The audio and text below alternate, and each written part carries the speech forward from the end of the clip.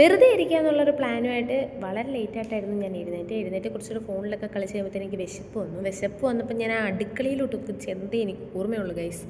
ആ വെറുതെ ഇരിക്കുന്ന പ്ലാൻ തന്നെ ഞാൻ അങ്ങ് കളഞ്ഞു. കാരണം എനിക്കായിട്ട് അമ്മ കുറേ സർപ്രൈസ് തന്നു. എന്തായിരുന്നു സർപ്രൈസ് എന്നറിയാം, കുറേ പണികൾ. ആദ്യമേ അടുക്കളയിൽ നിന്ന് പാത്രങ്ങളിൽ നിന്ന് തുടങ്ങി, പിന്നെ കുറേ അലകുലത്ത് പരിപാടികളുണ്ടായിരുന്നു.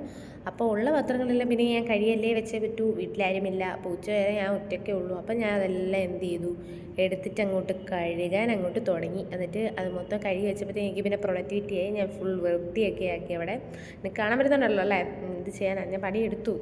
ഇതൊക്കെ കഴിഞ്ഞിട്ട് കഴുകി വെച്ച പാത്രങ്ങളൊന്നും അകത്ത് വെക്കൂല, എല്ലാം എടുത്ത് പുറത്ത് കൊണ്ട് വെച്ചിട്ട് കഴിഞ്ഞിട്ട് കുറച്ച് തുണി ഉണ്ടായിരുന്നു, അതെടുത്ത് വാഷിംഗ് മെഷീനിലിട്ടു. ഇവിടെ വീട്ടിലാണെങ്കിൽ ആഴ്ചയിൽ 2 വട്ടമേ വാഷിംഗ് മെഷീൻ യൂസ് ചെയ്യത്തുള്ളൂ. കാരണം നല്ല രീതിയിൽ കറണ്ട് ചാർജ് വരും. അപ്പം അങ്ങനെ റൂൾ ഇട്ടിട്ടുണ്ട്, ആഴ്ചയിൽ 2 വട്ടം വല്ലതും വാഷിംഗ് മെഷീൻ യൂസ് ചെയ്താൽ മതി. അത് വളരെ ചെറിയ കുറച്ച് തുണികൾ മാത്രം, ബാക്കിയെല്ലാം ഹാൻഡ് വാഷ് തന്നെ ആയിരിക്കും. നമ്മൾ കൈ കൊണ്ട് കല്ലിലിട്ട് ഉരച്ച് കഴിയണം.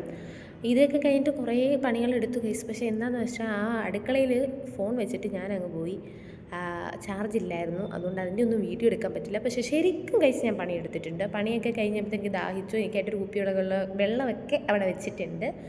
അത് കഴിഞ്ഞിട്ട് പഠിക്കണോ വേണ്ടായോ, എക്സാമിൻ്റെ ഡേറ്റൊക്കെ വന്ന് അതൊക്കെ എൻ്റെ മനസ്സിലിങ്ങനെ ഓർമ്മ വന്നുകൊണ്ടിരിക്കുകയാണ്.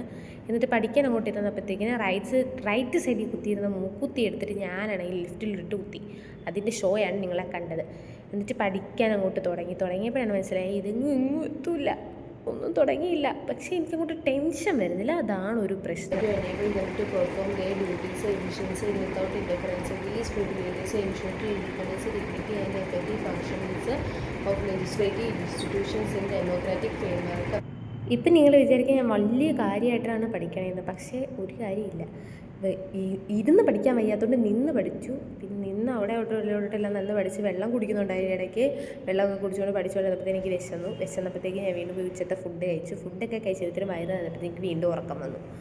അപ്പോൾ പിന്നെ ഞാൻ വിചാരിച്ചു എന്നാൽ പിന്നെ ഇതിവിടെ നിർത്തിയിട്ട് പോയി കിടന്നുറങ്ങാം.